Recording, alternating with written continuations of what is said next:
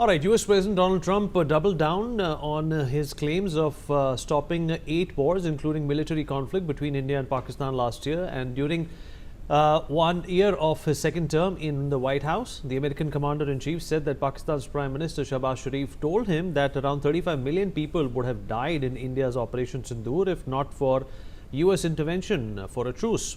Trump said that during his State of the Union address to the US Congress, we are proudly restoring safety for Americans at home and abroad. In my first 10 months, I ended 8 wars. Pakistan and India would have had a nuclear war, he added. 35 million people, said the Prime Minister of Pakistan, would have died if it were not for my involvement. He also claimed that his administration is working very hard to end a 9th war. He has now claimed credit for stopping the India-Pakistan conflict more than 80 times since May 10th last year. When he announced on social media that the two neighbors had agreed to a full and immediate ceasefire, and after talks which were mediated by the United States. Listen in.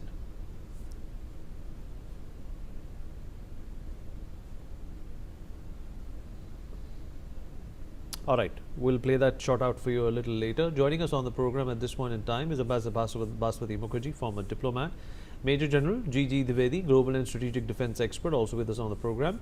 Group Captain Dr. M.J. Augustine Vinod, former Indian Air Force officer, is also with us, and Raja Munib, geopolitical analyst and journalist, joins us on the program as well.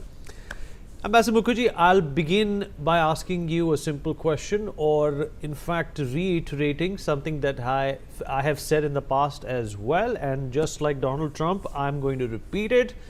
Donald Trump is at it again, concocting stories that definitely don't warrant a response from India at this point in time. But what's going on over here? It seems that Donald Trump is desperate for a Nobel Peace Prize. The only thing that he was able to get was a FIFA Peace Prize, which is of course nowhere near the Nobel Prize. But what's going on over here? This is also being touted as one of the worst State of the Union address by any American president. Ma'am. Yes, I heard the entire Union address, Vineet. It was very long and rambling, and only a fraction was confined to foreign policy. Everything else was domestic policy. But when he spoke about the India-Pakistan war, we first heard him saying that the Pakistani Prime Minister said that had he not stopped the war, the Indians would have killed him. But actually he then added on to that sentence that had he not stopped the war, so many million people would have died. So there was a huge amount of confusion in the beginning as to what exactly was he saying. Either was it about the Pakistani Prime Minister or the people of Pakistan who would have died. Secondly, the assessment is that because we have not had a direct tutu-meme with him on this matter, but we've doubled down on our position that the Pakistani DGMO phoned us and our DGMO responded and with a ceasefire. In fact, I was on NewsX when all this was happening, I remember. He is repeating it. They are saying, Vineet, that he has repeated it more than 80 times, I think. He's doubling down in like a small child who's been told no hundreds of times, but he keeps repeating the same thing. And there's more to it than just vanity, because he was trying to give the impression in his State of the Union address that had he not become American president, the condition of United States was in the pits. People were exploiting them. He kept talking about Somalia's mafia in different states of US, which was directed against a young American Democrat who was sitting in the audience. She's elected to the House. She has been critical of him. So this diatribe against Somalians was, I think, intended to make her feel humiliated. And the rest of it was all about the great things he's done and how America was going downhill. And he not only arrested this steady deterioration of US, but he also managed to spend time to stop 8 conflicts, and he read them out. When people started laughing, he told them to keep quiet, and he read them out again. So I think all in all, I would agree with those who say that this is not the kind of State of the Union address that one would expect from the President of the United States. It was very low in quality, very low in substance. It lacked charisma. It was like a businessman addressing his board of directors on the profits and losses of his business. That's how it was. That's how it came across to me. General Dwivedi, as a defense expert, which 8 wars is Donald Trump alluding to? Would you like to, clarify that for our viewers? I can only count one or two of them, perhaps. Which wars is Donald Trump talking about, and what kind of peace, is the world seeing ever since Donald Trump made that effort? Well, Vineet, President Trump has been making these statements of stopping the wars. And as far as India-Pakistan war is concerned, they say he had done it 80 times. But I am leaving that aside, but I am coming more specifically to a very professional issue. President Trump in his national security strategy, which was unveiled last year, 4 December, he has categorically, has a paragraph on how he has stopped the wars and how India-Pakistan war was stopped. So that means it has gone beyond the claims, verbal claims. It is part of the legislated American national security strategy. So therefore, to that extent, I think it requires a very serious response. Yeah, 8 wars he has talked repeatedly, as some of them I can say. One is the Cambodia-Thailand conflict, which still is simmering. I don't think it has been stopped. Then is the Ethiopia-Egypt conflict on the Nile water, where the Ethiopia wants to dam it. Well, for time being, it is in the limbo, but I don't think it has been stopped. Then Armenia-Azerbaijan war, he has talked about Congo-Rwanda, and also Kosovo-Serbia, and Ukraine and Russia, which is still going on. And of course on Gaza, where temporarily there is some kind of, I would say, tap on, but that is again not stopped. But as far as he is concerned, he is set into motion the board of peace, and still the war is on. The point I'm trying to make is, Vineet, there are two ways of taking it. One is to ignore, as Trump's policies, Trump's personality, his making over claims, his shooting off the hip, putting the foot in the mouth. That is one way of doing it. But once he has put these in the national security strategy, my own opinion is that India should also respond in a very formal manner. One is we can issue out a white paper on the complete Operation Sindoor and put the facts on the paper. Our Prime Minister can make a very considered statement, or the other option like we have adopted is just to ignore it. Well, that's for the national policy makers, because I cannot make a recommendation, but I can give these options. My last point is, you see, when a president of a nation makes such statements, there is an angle to it. There are two angles. One is Pakistan wanted to have the favor of America, and now to have been making the same statement and making it a hype that it would have been a nuclear war. There's nothing to state, Vineet, that anything nuclear was on the table, because both sides actually were not into that, either rambling, or it was never considered, because nuclear war is not just verbatim like the politician. It has a lot of meaning. Mating the weapons, moving these assets, all that has never taken place. So I can say only two ways. Either we ignore it, total trash, the typical personality of President Trump, or we go it formally and issue out a white paper or a written statement that the war was stopped mutually by India and Pakistan through the DJMO channel, and President Trump had no role to play in it. Vineet. Okay. You're quite right, sir. Group Captain Augustine Vinod, how are you looking at these claims being made by Donald Trump? Do they encourage, the world to sit up and take notice? Or do you think they actually encourage and sort of taunt, the global alliances and the balance of powers at large to not take Trump seriously at all? It is very magnanimous of Ambassador Mukherjee to say, call it like a businessman's, what he did and stuff like that. Maybe she's from the foreign service, so she sugar-coated it. I'm from military, so I won't sugar-coat it at all. And we are used to calling spade a spade. And if I were to put it in quote unquote, it was bordering on trash talk and nothing more. I mean, not even in boardrooms and business meetings one talks like this. He redefined how a statement should behave in the entire world, can you believe it? And some people now are trying to emulate him in their own countries and falling flat some, or losing respect in many cases. I mean, I can count umpteen, the wannabe Trumps doing the same thing in their nation, either to their people or through verbiage. But let's talk facts. The Afghanistan US-Taliban conflict, which he keeps alluding to or referring to, the complete withdrawal, so for whatever, it came under a lot of scanner and a lot of criticism, but it happened in 2021 under Joe Biden, not under Trump.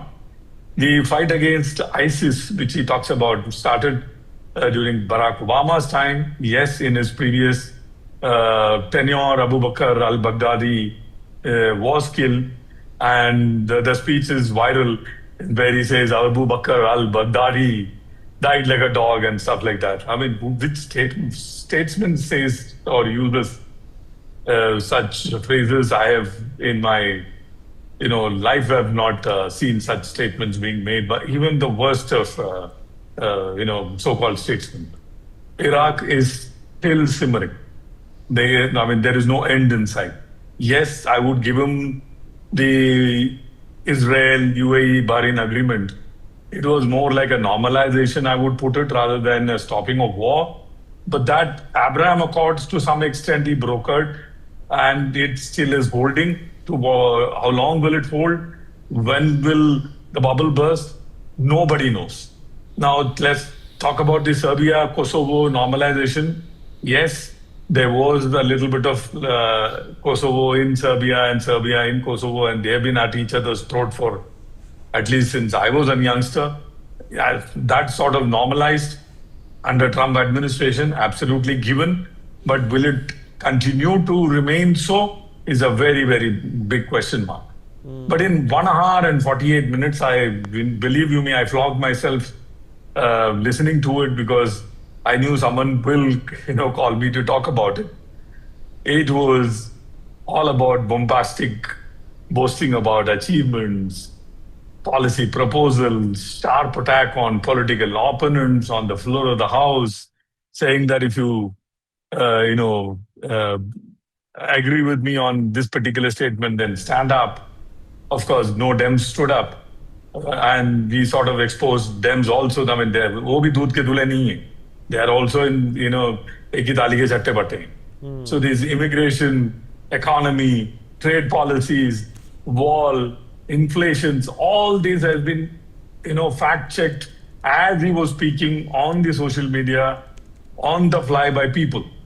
And is Iran's nuclear ambition trying to, smuggle a nuclear weapon into Ukraine? All these things were not talked about or not alluded to at all. He only talked about how he is going to end Ukraine conflict. If you remember, his famous pitch was within 24 hours or within a week, he will stop Ukraine conflict, and it is, a lot of water has gone that way. Another thing which got viral in India was what Ambassador alluded to or talked about is, had he not intervened, probably Shehbaz Sharif would have been no more, and that is what I understood, the world understood, but he added some sentence before, some sentence after, and now we want to believe that he didn't say it, he said it is people, but I somehow feel he said he's, pointed finger towards Shehbaz Sharif, and Shehbaz Sharif would have given him a salute like that also. Shehbaz Sharif as, sycophant he is. And IMF, he needs IMF, let's face it. So that much I give it to him. But all in all, it is not a statesman-like talk at all. It was very interesting though, kept people many of them didn't fall asleep. In many such speeches, I have seen even their own members fall asleep when you make mundane talk like that. But he made it very interesting that way. But given the position that he is sitting in, the leader of the free world or whatever, his talk was just sort of trash talk. That's my quote-unquote calling spade a spade. Yeah, let me also bring in Mr. Raja Muneeb into this conversation. Mr. Muneeb, how are you looking at what Donald Trump has created? The world finds itself in a free fall at this point in time. Something that he should be addressing and clarifying, which is the Epstein files and the numerous times he's been mentioned there, and the horrific things that are mentioned in those files is something that Donald Trump is not even talking about. He was quick to attack the Democrats. In fact, he was pointing fingers at Bernie Sanders and Ilhan Omar, who were seated there in the opposition. And of course, to me, it did not feel like the American Parliament. It felt like that I was literally watching Big Boss. You're right. Look, when it comes to Epstein files, we have to be very clear. The magnanimity, the magnitude of that scandal is so big that if Epstein files seriously gets, action is taken over what is happening on what Epstein files is all about, I think the American economy, the American nation is going to crumble because, nobody is going to save himself from the relationship Epstein had. And that comes from both Democrats and the Republic. It's going to be, you can say, scandal of the century. Epstein files for me is, scandal of the century. If you look at the way, Donald Trump keeps mocking UK over the Pakistani rape gag culture, this is, this looks like a grandfather of that kind of sort of atrocity which has been happening in UK by the Pakistani rape gag cultures. The Epstein file is completely demonic.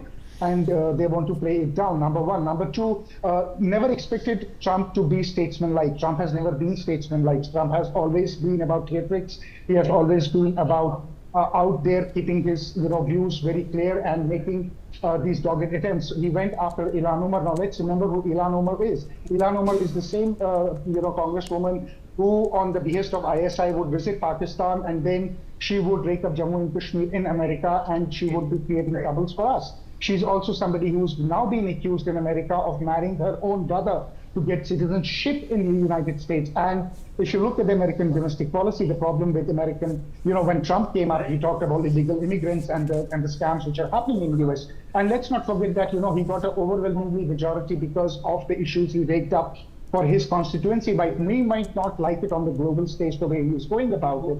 But we cannot forget that there's a midterms coming up in US, and at the moment the approval ratings of Trump are down because he has not really been able to deliver on the promises he had made, especially when he's harping about stopping of these 8 wars, about India, Pakistan.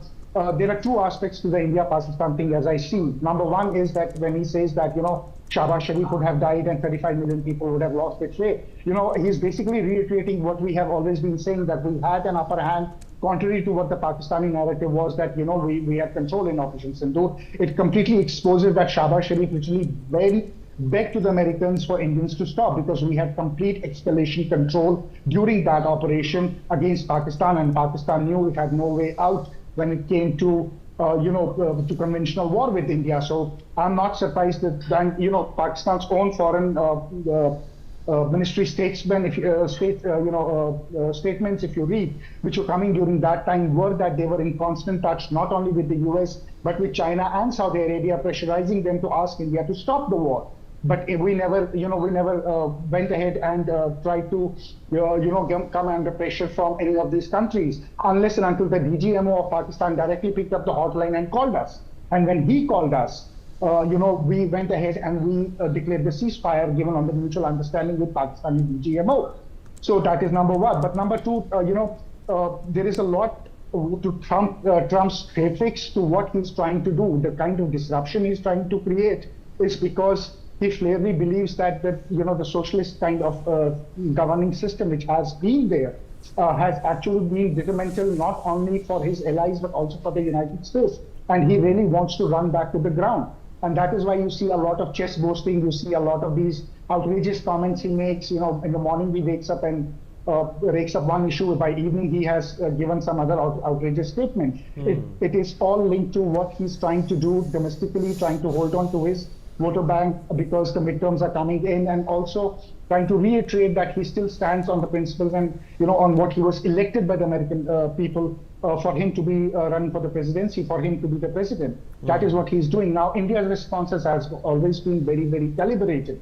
And the calibration is that we have not given any knee-jerk reaction to Donald Trump's statement. We have always stuck to our foreign statement saying that, on Operation Sindoor, what we believe and what happened. And I think that is a way to deal with Donald Trump. The way to deal with Donald Trump is not to get into a reactionary kind of tutu-meme kind of statements. Is there a template to deal with a guy like Donald Trump, Ambassador Mukherjee? I really don't think so. You can deal with somebody like that.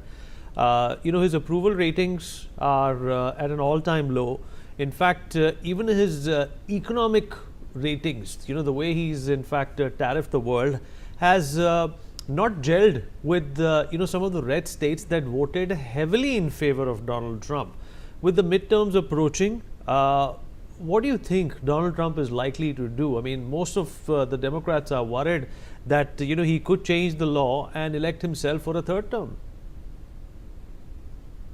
Actually, there is speculation beneath that he wants the war with Iran so that he can claim emergency powers and postpone the midterms because his ratings are very poor, and he is afraid that the Republicans will lose control of the House.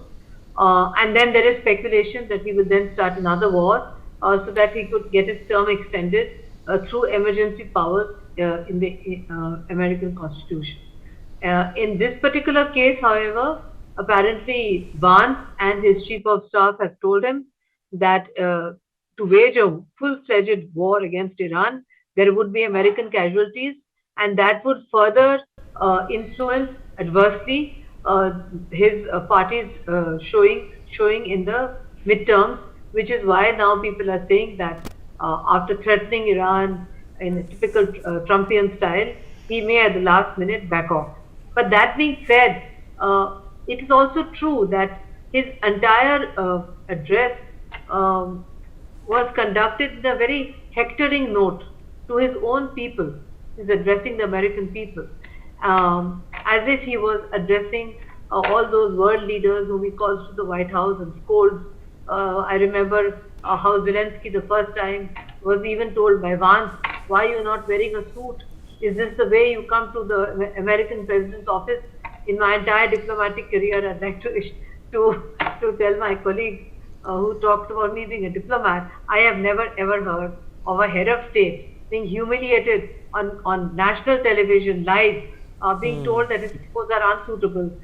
So I actually think that the best way to handle is to ignore him to the extent possible and to negotiate at a lower level with reasonable people, whoever we can find.